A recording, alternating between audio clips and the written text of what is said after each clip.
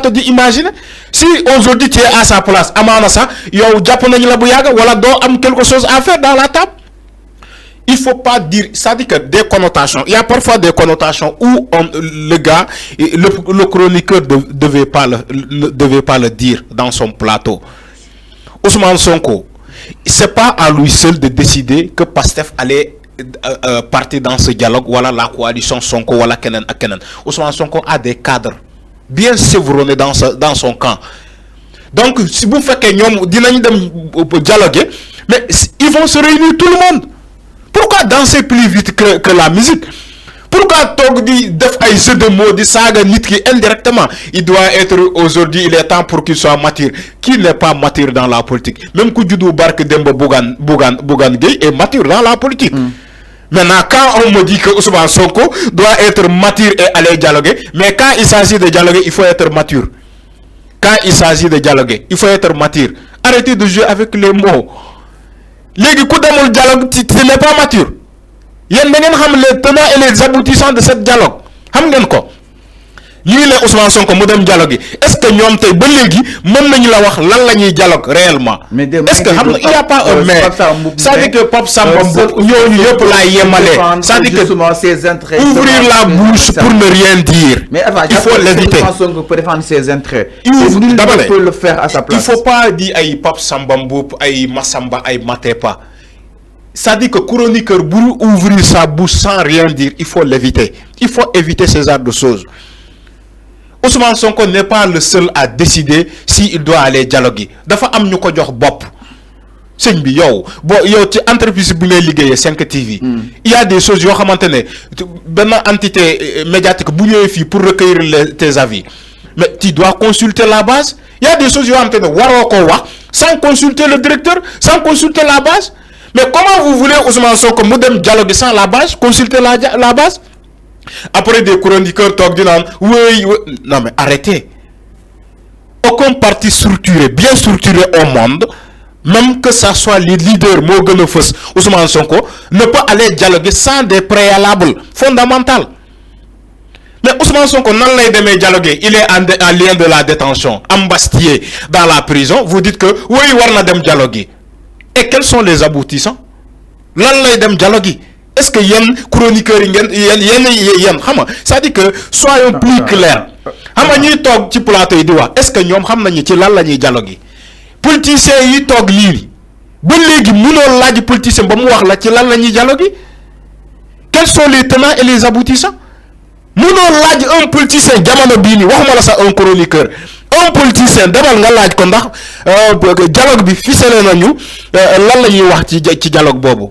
Ba xam ndax dina la tontu mais kenn du la tontu te it nit du dem dialogue sans une feuille de route.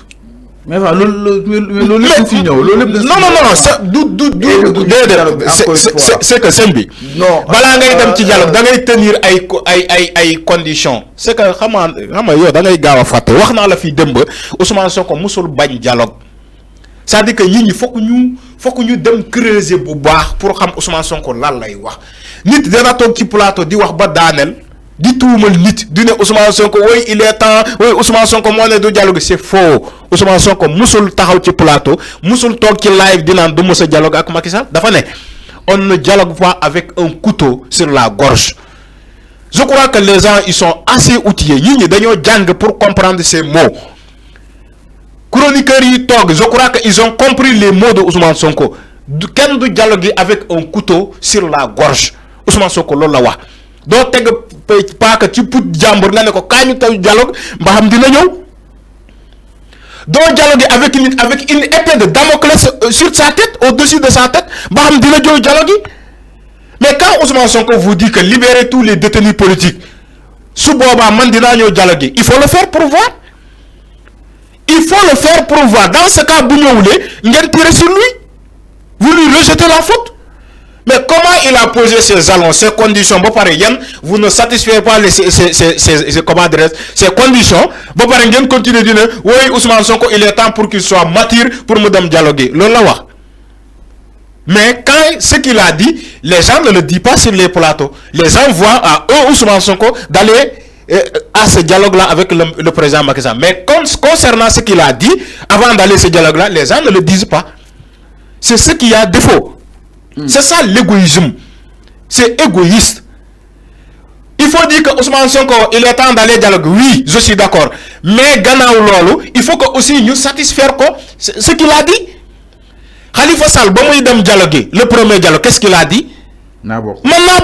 Mais ils l'ont satisfait. Mais ils ont pris cet exemple. Ousmane Sonko, mais il y a des revendications. Mais ils vont le satisfaire. Mais non, c'est pas des revendications. Il a déjà donné ses revendications. Mais est-ce qu'ils l'ont satisfait? Mais il l'a dit. Ousmane Sonko a toujours dit publiquement. Khalifa Sall dafa dem ba dialogue muy soog a dialogue. Déedéet Khalifa ñun dañoo fàtte de. Khalifa Sall ba muy wax di naa bokk man l'essentiel naa bokk balaa muy dem dialogue la ko waxee. demul ba ci biir dialogue bi dinaa naa bokk. léegi après mu ne confirmer ses propos. sëñ bi loolu confirmation la mais Khalifa Sall balaa muy dem ci dialogue bi la toog.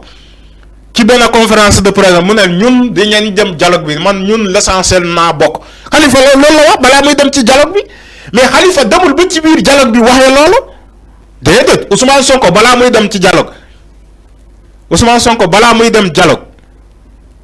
dafa ne. alors donc ñu dem régie ñëwaat exactement ci plateau bi. Alors, nous sommes régie du côté de la régie.